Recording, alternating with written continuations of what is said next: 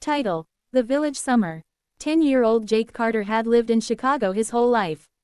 The towering buildings, noisy traffic, and crowded sidewalks were all he knew. So when his parents told him he'd be spending the summer in a small village in Kentucky with his grandparents, he wasn't thrilled. A village? What do you mean, a village? Jake had asked, frowning as he looked up from his video game. It's peaceful, quiet, his mom explained. No internet, no screens.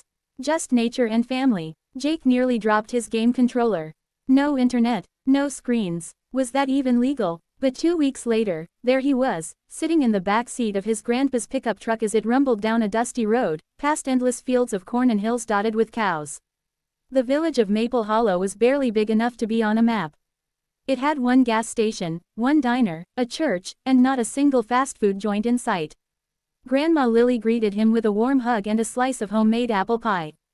Jake had to admit, it was the best pie he'd ever tasted. "You'll love it here," she said with a wink. "This place has magic, if you look close enough." Jake wasn't convinced. The first few days dragged. With no Wi-Fi and spotty cell service, he was left with books, walks, and old toys his dad had played with decades ago. But on the fourth morning, everything changed. Jake was wandering behind the barn when he saw a group of kids running across a field.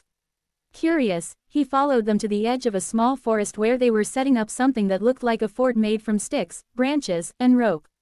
"Hey," he called out. A girl with 2 long braids turned and grinned.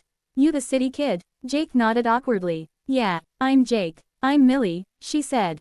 "This is our summer fort. You wanna help?" Jake blinked. Sure." And just like that, he was in. The kids, Millie, her brother Tom, and their cousins Sarah and Ben, welcomed Jake as if they'd known him forever. They showed him how to gather the best kindling,